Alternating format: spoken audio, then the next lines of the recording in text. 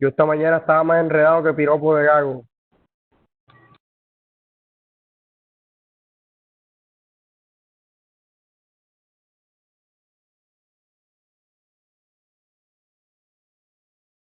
¿Se escucha? Nada, no se escucha. Buenas, ahora sí me Ahora escuchan. sí, Listo. claro, ahora sí. Coloquen los teléfonos en silencio. El de ustedes, por favor. Ya está definido. Listo. Bueno, la estrategia que vamos a tener a partir de la clase es que inicialmente tratemos de ser lo más paciente posible. Sabemos que estos medios no es lo más atractivo posible desde el punto de vista de que no tenemos esa relación tan personal como la que ubicamos en los días de clase. Es importante que tratemos de sobrellevar las cargas, especialmente en lo que tiene que ver con la evolución de la clase. Las clases que por lo menos aparecen para ustedes con relación a la estructura como la hemos venido observando, se identifica a través de lo que en el sílabus corresponde a la octava semana. Lo que quiere decir es que para nosotros corresponde explicarle a partir de hoy una evolución correspondiente a la teoría de la causalidad y a la teoría correspondiente de la imputación. Para ello será importante tratar de advertirles a ustedes que tengan la oportunidad de tener el Código Penal y buscar en el artículo 9, en la parte final, cuando dice que la conducta punible es un comportamiento típico, antijurídico y culpable. Pero seguidamente dice que la causalidad por sí sola no basta para el resultado. De tal manera, es precisamente lo que nos corresponde estudiar la clase de hoy. Inicialmente, comenzaremos a decir que existen varias teorías que se han planteado para estudiar la causalidad. Pero para llegar a estudiar cada una de ellos tenemos que observar el espacio de cada una de las teorías que hemos venido estudiando y que hemos venido por lo menos evolucionando. Es de advertir que la teoría de la causalidad nace a partir de los mismos inicios de las escuelas, comenzando a partir de teorías dominantes como la escuela clásica, como la escuela positiva, como la escuela neoclásica en Italia, como la escuela neocantiana en Alemania, como la escuela finalista, y ahora referente a estas modalidades de teorías precisamente del funcionalismo y en especial la explicada por parte de ustedes mismos en clase, la teoría de Günther-Jacobs, es decir, la escuela normativa. Entonces lo que nos corresponde es hablar sobre qué es lo determinante para observar si el comportamiento realizado por la persona es el que verdaderamente genera el daño en la vida o en el patrimonio o en cualquiera de los bienes jurídicos tutelados por parte del legislador. En este orden de ideas, lo que tenemos que buscar es ese nexo que va a unir, por lo menos de manera causal, causa-efecto, para ser el determinante de si existe un homicidio es porque hubo una acción y esa acción está ligada directamente al resultado nocivo, es decir, a que la persona por lo menos se le ocasione la muerte. También es de advertir, por ejemplo, cuando nosotros observamos ese nexo en el hurto, tenemos que también mirar el comportamiento que realmente realiza el agente o sujeto activo, asimismo como el comportamiento que recibe el sujeto pasivo. Ese nexo, en todos los casos, es explicado a nivel por lo menos de varias teorías, y la primera teoría que nos corresponde por lo menos ilustrar entre las clases de hoy es la que hace referencia a la teoría de las condiciones equivalentes. Como su nombre lo indica, condiciones equivalentes. ¿Qué significa condiciones equivalentes? Significa que todos los comportamientos que son importantes para un resultado nocivo serán responsables de ese resultado. Es decir, que cuando se comienza a estudiar las condiciones equivalentes, como su nombre literal lo dice, equivalencia de condiciones, quiere decir que todas las condiciones tienen el mismo valor. De tal manera que si nosotros observamos que todas las condiciones tienen el mismo valor, nos vamos a encontrar de que si observamos hacia atrás el fenómeno de la acción y encontramos muchos aspectos que son influyentes, determinantes para ese resultado, diremos en un momento dado de que realmente existe una situación, por lo menos de daño, una situación que viene encaminada hacia atrás. Es decir, vamos a partir de un ejemplo.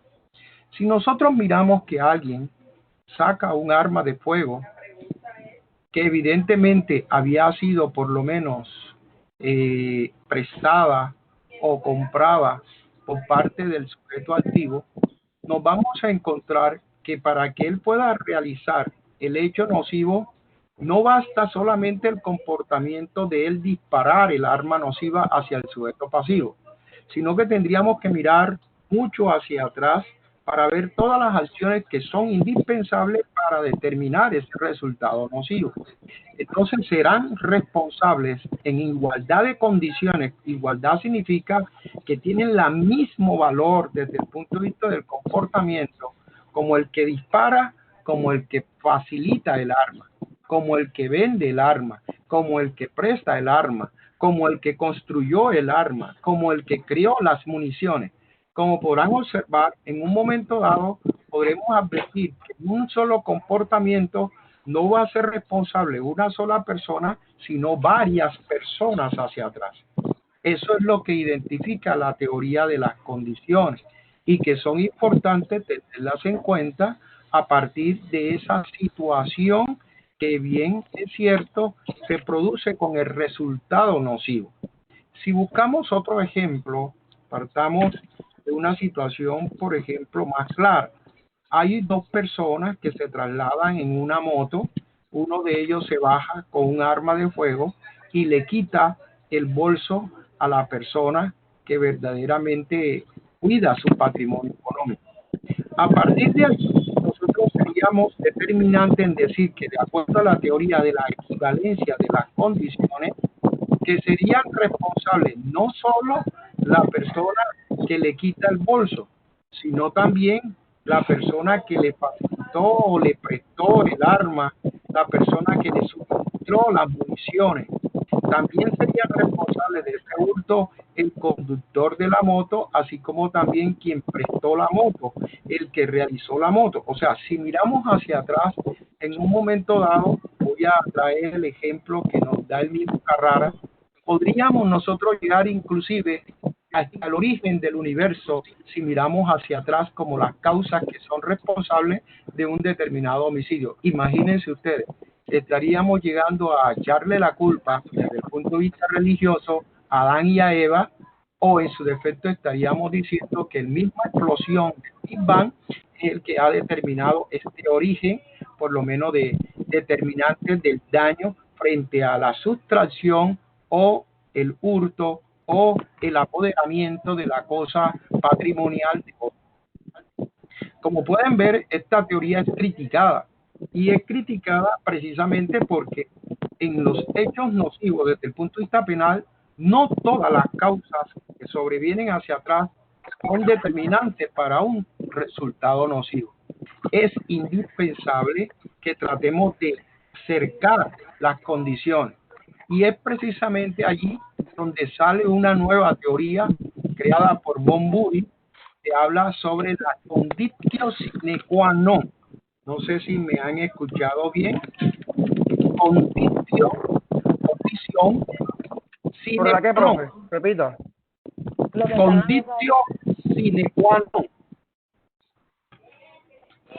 ¿Sí me escucharon? Conditio sine qua non. Listo. ¿Qué es la conditio sine qua non? Conditio viene siendo condición. El sine qua non viene siendo la condición próxima, la condición más concreta, la condición más cercana. Pero se dice que esta estructura de condición sine qua non viene a ser la condición que verdaderamente genera la muerte. Frente a ello, si bien es cierto, es una teoría más cercana a la de las condiciones equivalentes, esta teoría también presenta una serie de errores en cuanto al nexo causal para generar la responsabilidad del hecho. Advirtamos por lo menos un ejemplo. Imagínense ustedes, si evidentemente en mis clases, que naturalmente no me siento, sino que camino alrededor del salón, en una de esas caminatas, vengo por X o Y motivo, le piso el dedo del pie a María Andrea, precisamente porque María Andrea había traído unas sandalias y ya tenemos que advertir que mi peso está alrededor de los 95 kilos sobre ese elemento bastante blando, es decir, con textura blanda de su dedo del pie. Lo más natural es que le voy a causar una lesión, una herida. Eso, como es natural, para ser un poco más práctico, se le desprende la uña del peso al momento de pisarle el dedo del pie. Si nos vamos en este ejemplo hipotético de que alguno de ustedes viene y dice, hay que llevarte a un centro asistencial lo más rápido posible, entonces inmediatamente cualquiera de ustedes dice, yo tengo una moto, entonces vendrá y por lo menos sacará su moto y la montará ella para llevarla en la moto. Pero cuando sale de la institución, en este caso por lo menos de la sede de Plaza Colón, no se da cuenta que el semáforo ha cambiado y viene por lo menos un carro a alta velocidad y por el cual se lo lleva a los dos. Entonces aquí tenemos unas lesiones generadas contra el conductor de la moto y contra María Andrea. Ya no va a ser solamente la parte del pie, sino que también nos vamos a encontrar con una situación de una fractura en la pierna. En ese momento se llama a las autoridades y se llama también a las ambulancias respectivas y a María Andrea con su compañero llega la ambulancia para trasladarla a un centro asistencial. En el traslado, por lo menos de la ambulancia para el centro asistencial, choca con un Transcaribe. Este Transcaribe, por ejemplo, tenemos que advertir, hace que tanto el conductor de la ambulancia como los heridos que lleva en la misma tienen mayores lesiones. Y al final, por lo menos, es trasladada en otra ambulancia y llegan exactamente al centro clínico, que en este caso el centro clínico que se identifica aquí es el centro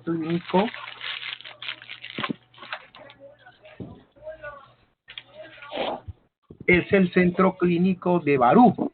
Ya ustedes saben que esta es una clínica que nadie quiere llegar ni siquiera por un uñero. Pero bueno, en el ejemplo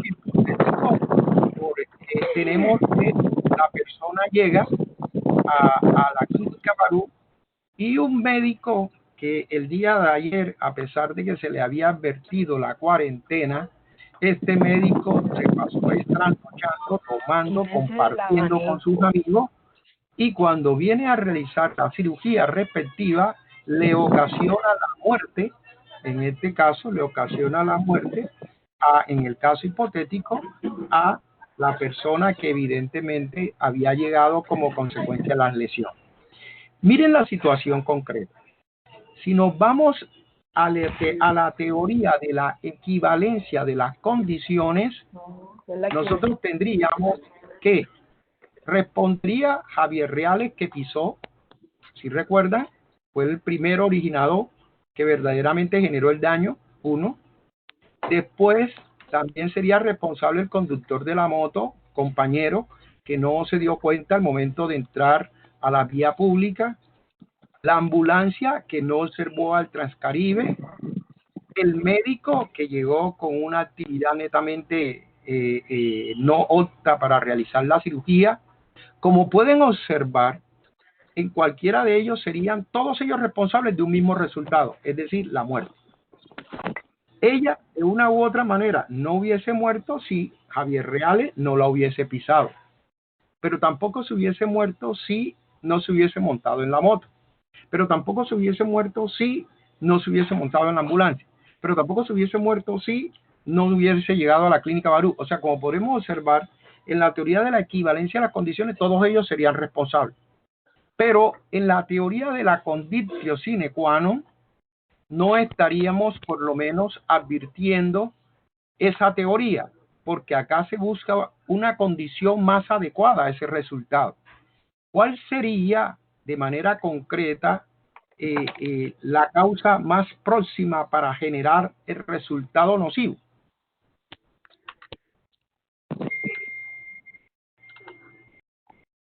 En este orden, podríamos nosotros decir que la persona que respondería sería la situación más próxima, la condición más adecuada, es un juicio de valor que haría el juez. En este orden estaríamos frente a la actividad del médico, ¿verdad? Ese sería en la conditio sine qua non. Pero como esta teoría de igual manera se queda corta, nos tendríamos que ir a otra modalidad de teoría. Quiero advertir, la teoría de la conditio sine qua non es una teoría que utiliza la forma de la extracción. ¿En qué consiste la forma de la extracción? Permítame y les cuento. Nosotros siempre hemos por lo menos valorado de que hay ciertas cosas que si uno las hace, naturalmente nunca se daría el resultado nocivo. Es como cuando uno piensa en eso determinado como déjà vu. No sé si recuerdan que evidentemente hagamos un ejemplo más sencillo.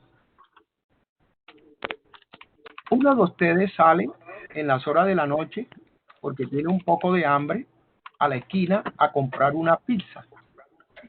Cuando llega a comprar la pizza, naturalmente generada porque tiene un poco de hambre, llegan unos antisociales y le quitan el celular. Cuando ella regresa a su casa, lo más probable es que comience a mirar cuáles son los criterios que tuvo en cuenta para poder estar ahí en ese momento cuando le quitan el celular. Entonces uno comienza a mirar para hacia atrás. Si yo no hubiese ido con lo hambriento que yo estoy, a mí nunca me hubiesen quitado el celular. Si yo me hubiese quedado mirando televisión, en vez de irme para la esquina a comprar pizza, no me hubiesen quitado. O sea, comienza una serie de criterios siempre buscando que la persona de manera directa se contrae realmente con lo que es realizado. Bueno, ese juicio que la persona se hace la va a hacer el juez. Y el juez va a ser determinante en excluir cuál es la causa que generó que evidentemente hubiese ocurrido la muerte, en este caso, de María Andrea. Entonces, lo primero que va a determinar el juez es lo siguiente. Tiene que extraer una de las causas. Y si al extraer una de las causas el resultado no se da, esa causa no es determinante para la acción. En este momento, pongamos el ejemplo. Si yo saco la causa, es decir, de haber pisado a María Andrea, si yo saco esa causa, lo más probable es que María Andrea nunca se hubiese montado en la moto.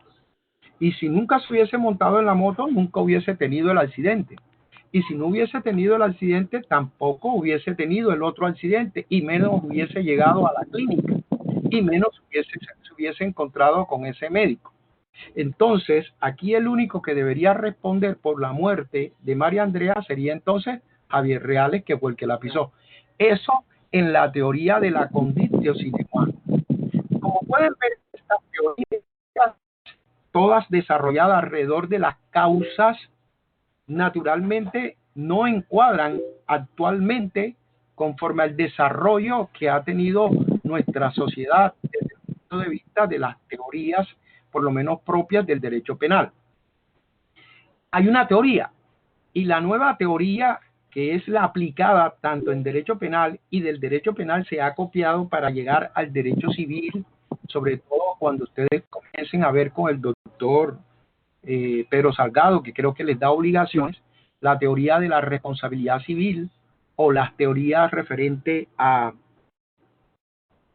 cuasi delitos y delitos, o las teorías aquilianas, como le llamaron los romanos.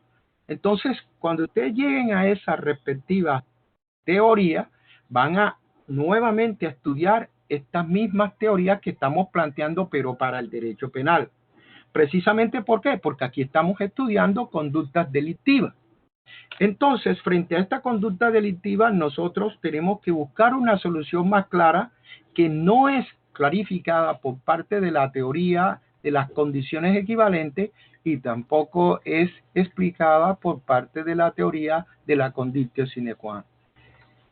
Actualmente hay una teoría que es aceptada a nivel, por lo menos en los países de derecho, en este caso de legales, europeos, latinoamericanos.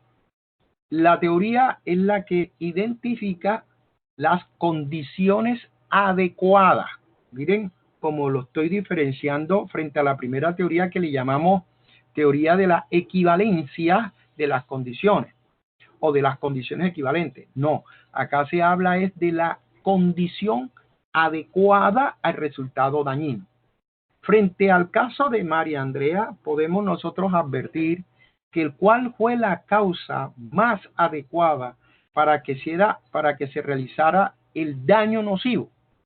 Entonces, lo primero que vamos a determinar, que lo que realmente le causó la muerte pudo ser el último accidente, o en su defecto pudo ser la actividad del médico.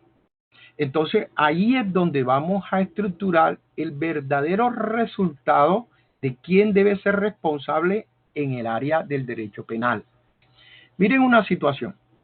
Si yo saco un arma de fuego y le disparo a una persona en la cabeza y la persona muere a causa de esos disparos, es fácil determinar cuál es la condición adecuada. ¿Cuál es la condición adecuada en este ejemplo?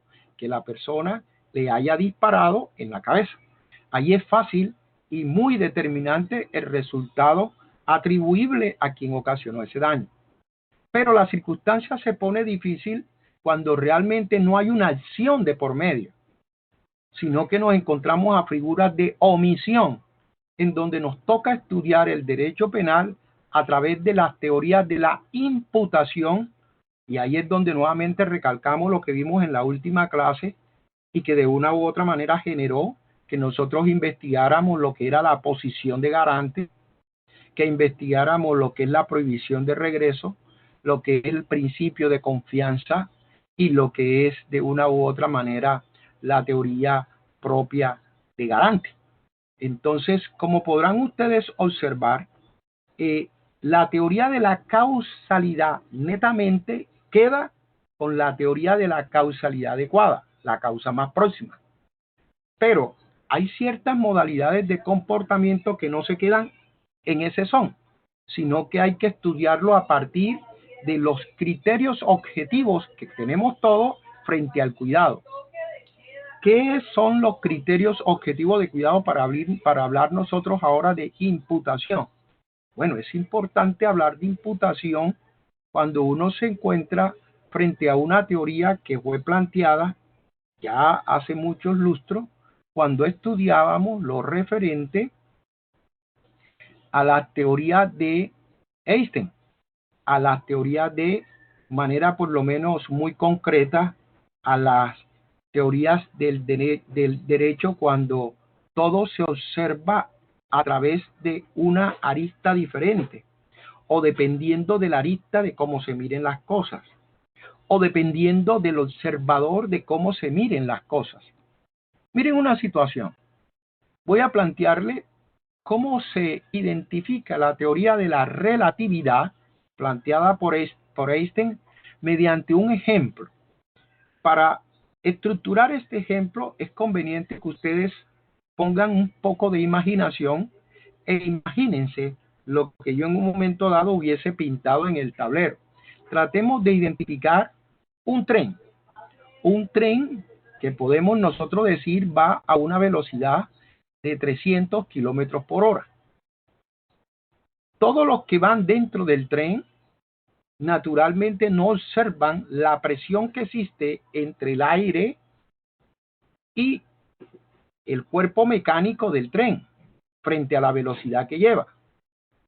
O como cuando ustedes se montan en un vehículo y observan que la brisa le pega al parabrisas y ustedes que van dentro no sienten ese fogueo de la brisa, a no ser que bajes el vidrio y ahí observe la brisa que te entra. Bueno, supongamos que si nosotros vamos dentro del tren, yo me puedo parar en el tren, puedo caminar dentro del tren, puedo llegar a este lugar por lo menos donde se encuentran los baños, puedo regresar a mi puesto sin tener ningún modalidad de situación que me impida llegar hasta mi puesto. No hay ninguna situación que me genere por lo menos una contraindicación frente a lo que es esa velocidad que lleva el tren.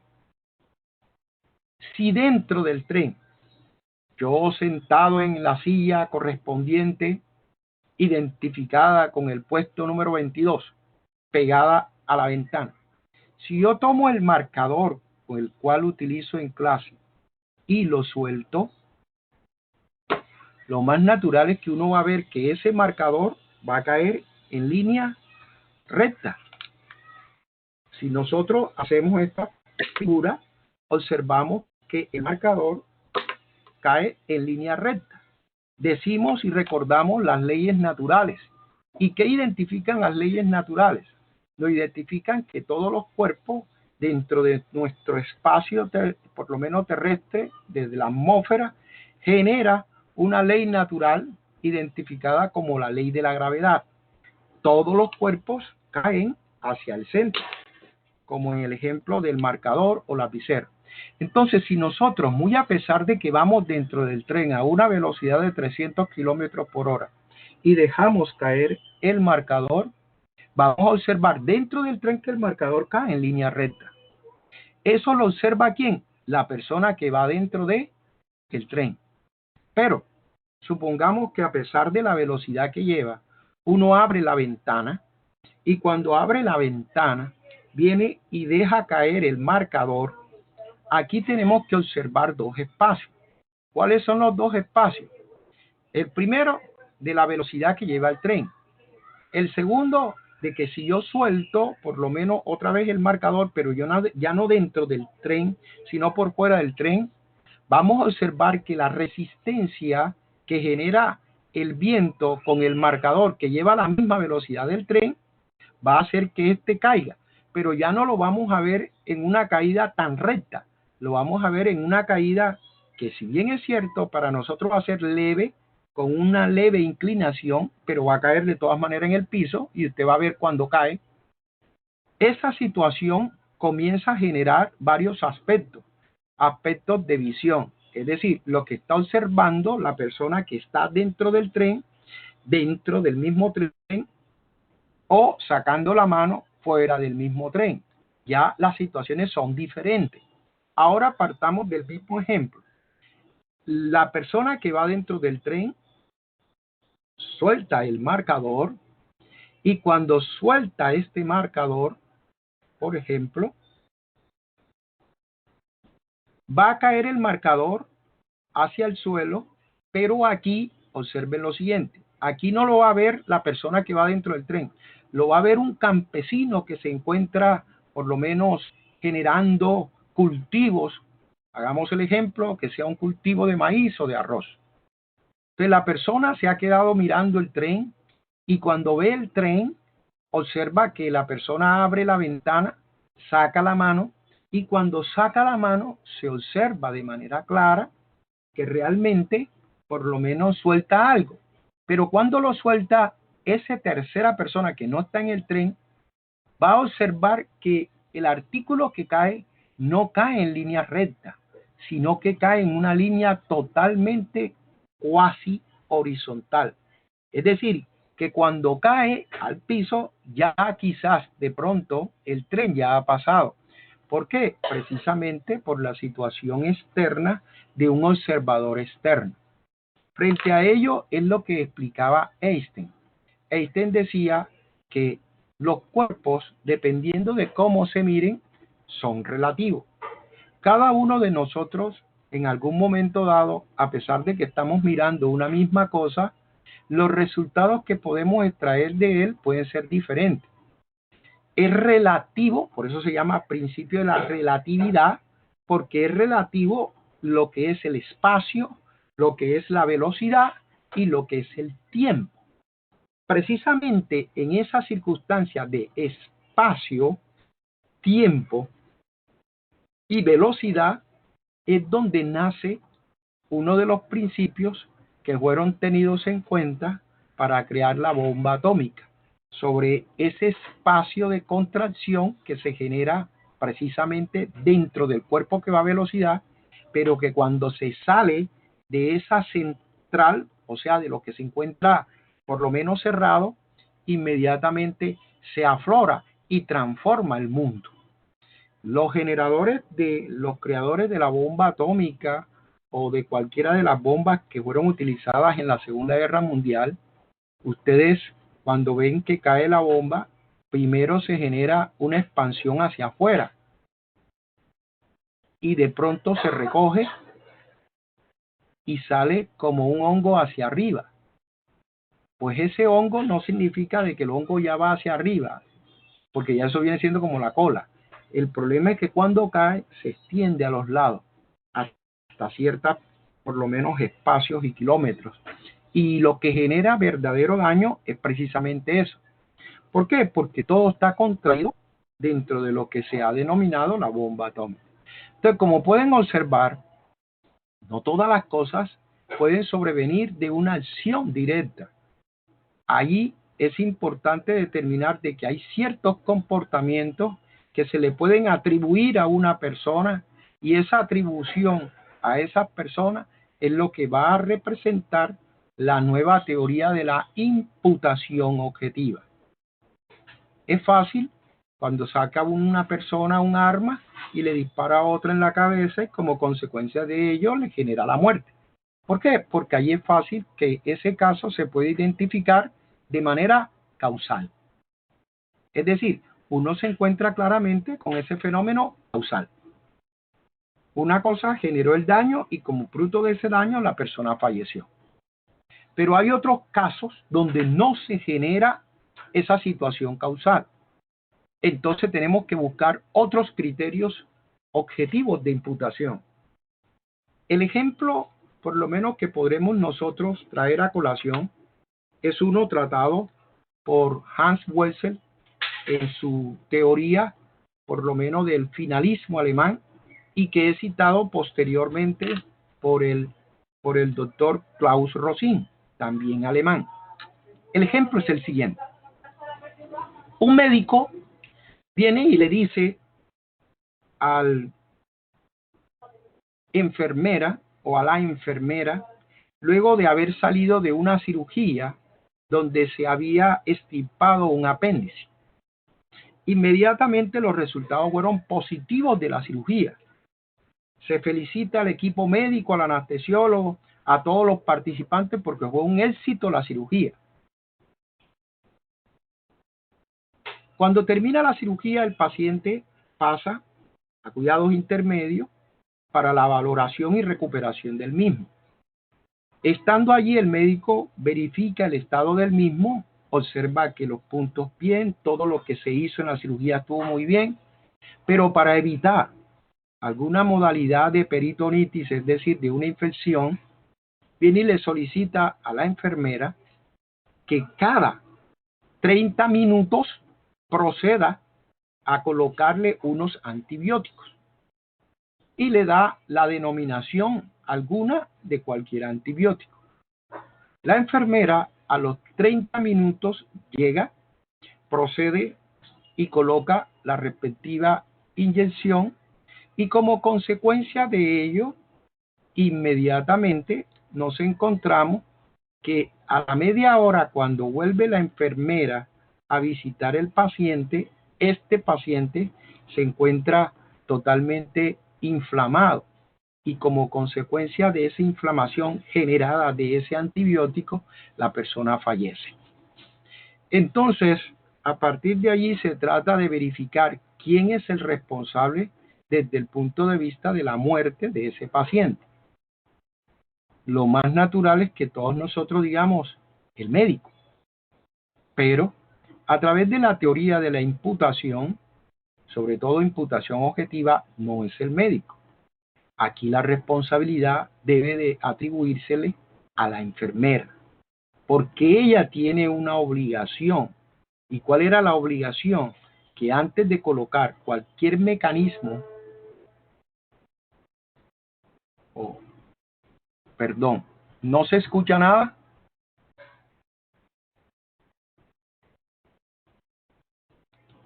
Sí, claro, sí se ¿Ustedes escucha. sí se escucha? Sí, claro. Sí, sí, profe, sí se Perfecto. escucha. Es que me habían colocado aquí, profe, se dañó el video. Ah, es que no se ve. No se veía, ya se ven todo. Ah, perfecto. Listo. Entonces, en el caso en particular, la responsabilidad le corresponde es a la enfermera. ¿Y por qué le corresponde a la enfermera? Porque ella tiene una obligación de verificar antes de colocar penicilina, verificar si la persona es alérgica a la misma. De tal manera que al no realizar, al no hacerle la prueba, ella responde como consecuencia de la muerte de ese paciente y no el médico. Como pueden observar, ¿vieron los criterios que aparecen aquí? Hay una situación en la cual por lo menos aparece una actividad médica, pero realmente, si bien es cierto el médico está en cabeza de la protección del paciente, se le genera una obligación a la enfermera y esta, como consecuencia de su actuar, es la que realmente ocasiona el daño al paciente. Entonces, como pueden ver, son situaciones donde ¿quería la enfermera matar al paciente? La respuesta de ustedes es no. ¿Quería la enfermera de una u otra manera generarle ese daño al paciente? No. Entonces, frente a esa situación, nosotros vamos a decir, sí, bien cierto, ella no quería hacerlo, pero ella estaba obligada a cumplir con unos determinados protocolos médicos. Al no cumplirlo, ella debe responder. Entonces, estas son las teorías propias de imputación que son importantes a la hora de atribuir responsabilidades en el derecho penal. O sea, no solamente es atribuir la responsabilidad por causalidad, sino también puede haber casos por imputación. Más adelante, cuando nosotros entremos a estudiar la teoría de la conducta punible, es decir, cuando ya entremos de lleno a qué es la acción, miraremos que hay muchos comportamientos que se resuelven por acción y se resuelven por omisión. Y cuando estudiemos la omisión, precisamente vamos nuevamente a recordar lo correspondiente a la parte respectiva de imputación. Hasta aquí se encuentran las dos teorías desde el punto de vista genérico. Creemos que es conveniente, por lo menos aquí, traer a colación unos casos que podríamos discutirlo entre ustedes. Entonces, yo voy a dictarles el caso y cada uno de ustedes me va a dar su posición. Para los que no se hayan conectado y que mañana más tarde les toque ver el video, voy a generar el caso, suspendo lo que es la grabación, pero nosotros seguimos conectados para observar qué piensa cada uno de ellos en la respuesta de estos casos. El caso es el siguiente. Francisco y Pedro son enemigos desde muy joven. Francisco algún día decide llegar hasta la casa de Pedro por la noche, introducirse a donde se encuentra parqueado el vehículo, cortar los frenos del vehículo y una vez cortados los mismos, piensa que es necesario que por lo menos Francisco prenda el vehículo y más adelante pueda tener un accidente y logre su acometido, que es ocasionarle la muerte. Francisco viene el día siguiente, alrededor de las 8 de la mañana, y le dice a Pedro: Pedro, ¿qué tal? ¿Cómo estás? Pedro le dice: bien, ese milagro. Hombre, Pedro, yo he estado últimamente asistiendo a una iglesia, la cual me ha pedido que busquemos soluciones a estos inconvenientes que hemos tenido. Para ello, yo quiero limar las asperezas. Quiero tener la posibilidad de volver a ser lo que éramos cuando niños. Entonces, hay posibilidad de que te puedas acercar a mi casa. Te invito a una cena, a un almuerzo. Voy a hacer la comida que a ti más te gusta. Me encantaría que vinieras y aquí sentarnos ya de manera muy concreta y limar todos los aspectos que tienes tanto tú como yo. Pedro manifiesta que efectivamente que sí, evidentemente se va a trasladar hasta la casa de su amigo, antes enemigo, según las circunstancias del caso. Cuando va a salir, la esposa le pregunta: María, Francisco, ¿para dónde vas? Dice: no, Pedro me citó para un almuerzo donde evidentemente quiere invitarme para limar las asperezas. Yo quiero asistir porque de verdad que tenemos muchos años de tener muchas controversias. Entonces, para ello quiero, por lo menos ya, que se acabe esta enemistad entre los dos. Y le dice el esposo: ¿y qué tal si él allá te quiere causar un daño? Entonces, en ese momento, Francisco se queda pensando y dice: tienes razón. Más bien, si quieres yo voy, dice la esposa, y te cuento cómo me va con él, y si es del caso, por lo menos ahí se liman las asperezas desde ese punto de vista. Entonces, en ese orden, Francisco le dice a su esposa que vaya. Ella viene, saca el carro, y cuando va trasladándose precisamente hacia la casa de Pedro, siente que el vehículo comienza a fallar, y cuando introduce los frenos, estos no funcionan, el vehículo se va a un abismo y ella se muere. Frente a esta situación, nosotros nos toca preguntar: 1. ¿Quién es responsable de la muerte? A. Pedro, por haber cortado los frenos. B. Francisco, por haber enviado a su esposa. C. La esposa, como consecuencia de que fue la que de una u otra manera se trasladaba en el vehículo.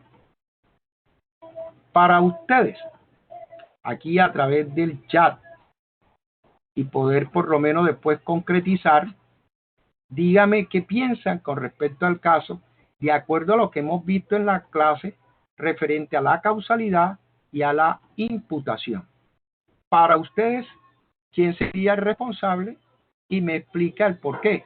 Muy resumido, es simplemente como para mantener la charla que hemos tratado en esta clase.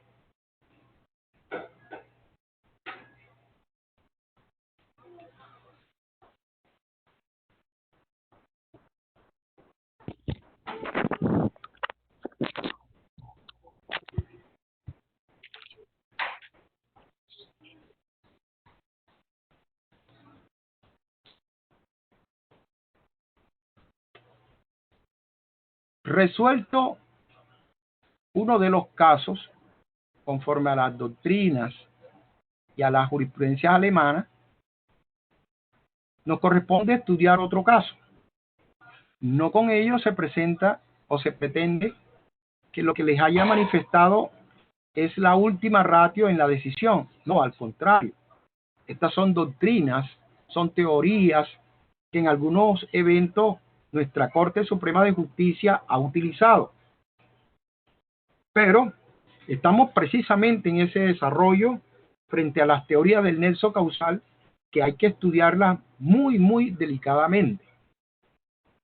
El siguiente caso que se va a proponer es el siguiente. Juan pretende ocasionarle una lesión en el brazo a María. Para ello, el arma que utiliza es una navaja que no produce una herida profunda. Pero María sufre de diabetes mellitus, lo cual no genera que la sangre o las plaquetas detengan el fluido de salida de la sangre. Como consecuencia de ello, María fallece. Frente a esa situación, nosotros, ¿qué podríamos resolver frente a las teorías de imputación? ¿Es responsable la persona que realiza la cortada por la muerte de María? Profe, me repite el caso que no entendí.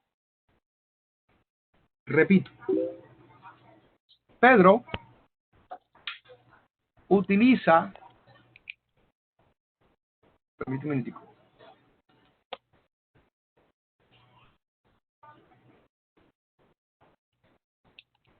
Pedro utiliza un arma cortopunzante, es decir, una navaja, cuchillo, y con él le causa una herida en el brazo a María. María, como consecuencia de la herida, fallece toda vez que padece de diabetes mellitus. O sea, no tiene muchas plaquetas que generen que evidentemente la persona se pueda por lo menos interrumpir la salida de sangre. Y dicha herida a otra persona en condiciones no razonables que no tenga diabetes, no ocurriría nunca la muerte de esa persona. En otras palabras, pónganse ustedes en la mente. Por un lado, se encuentra María, que es una persona que sufre de diabetes, y al lado coloquemos a Patricia, que no tiene diabetes. Las dos personas la cortan en el brazo. María fallece como consecuencia de la diabetes y y Patricia no fallece, sino que simplemente le colocan unos puntos. Entonces, ahí es donde quiero que ustedes me resuelvan frente al caso, si evidentemente lo tenemos que resolver frente a una circunstancia propia de causalidad, o si evidentemente dentro de la causalidad existen circunstancias que no permiten que evidentemente la persona responda porque hay un rompimiento de los cursos causales. Entre paréntesis, copien ahí ustedes, copien y van a investigar ruptura de los cursos causales. ¿Cómo, profe? Rotura de los cursos causales.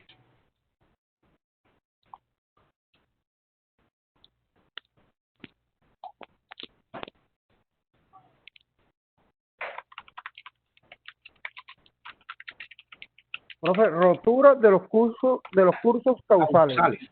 Sí, señor.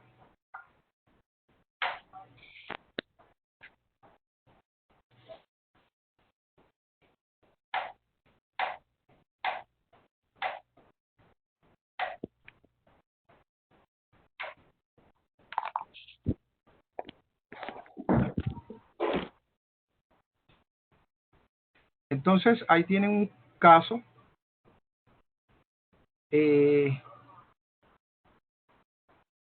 Laura coloca que es preterintencional. Bueno, todavía no hemos llegado a la parte subjetiva del tipo penal o de la tipicidad. no puedo todavía discutir el concepto de preterintencional porque no hemos visto todavía el dolo ni la culpa. 63493, ¿quién es? Ah, cambiaste,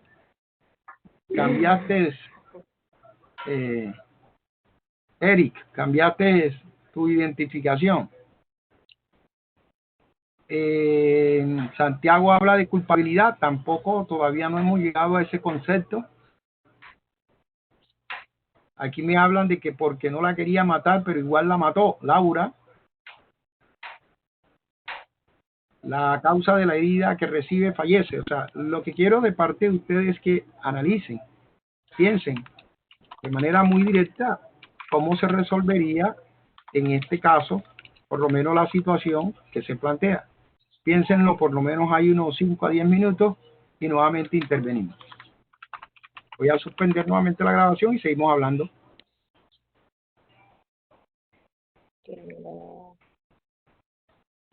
Señores, debo agradecerle a ustedes por, primero, comprender las condiciones en las cuales nos encontramos. Segundo, qué gusto por lo menos verlos a través de este medio. Qué gusto poderme reír con ustedes. De verdad que no lo había hecho en la forma en que lo hice el día de hoy. Qué rico poder disfrutar. Es importante, por lo menos con ustedes, tener la oportunidad que me exige la universidad, y es la lista del curso, por la cual trataré de por lo menos hacer la enumeración de ustedes, y una vez finalice por lo menos la respectivo listado, me despido esperándolos contactarnos el día jueves a la 1 de la tarde. Permítame un minuto.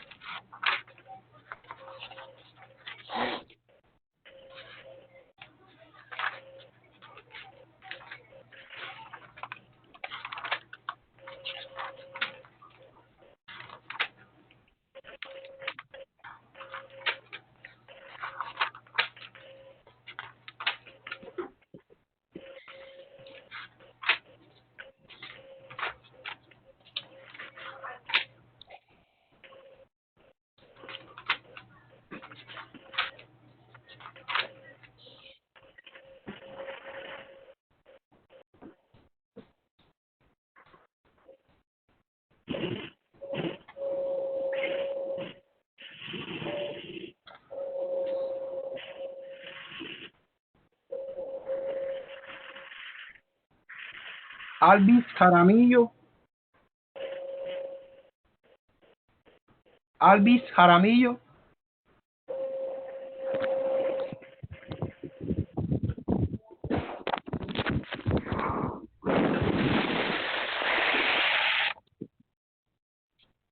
Rudis Arrieta.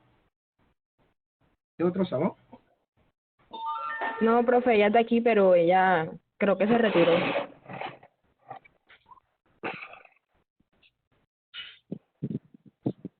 Beleño Ángela.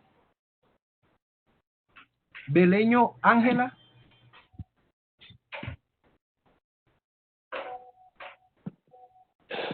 Profe, Ángela tiene un inconveniente que allá donde ella está no hay internet. Ella está por aquí, por allá no hay internet, bro. Angie Barraza. Angie Barraza.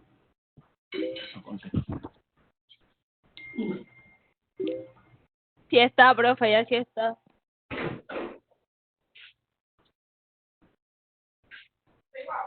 Candia. Bien. del Valle, Presente.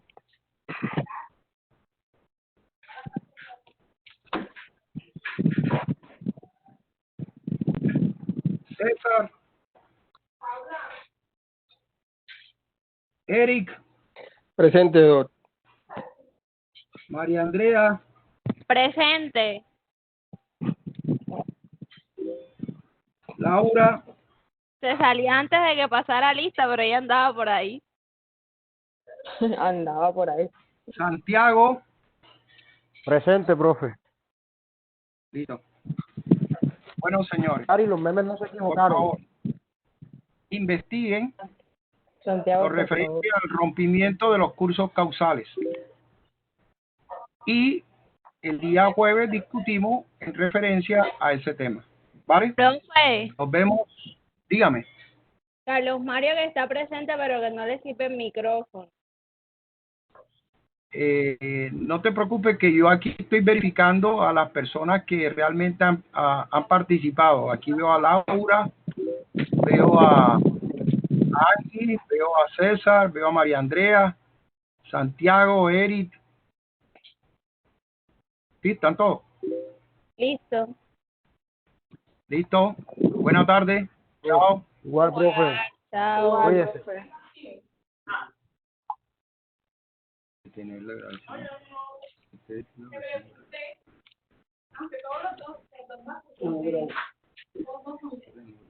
¿Cómo no cuenta esto?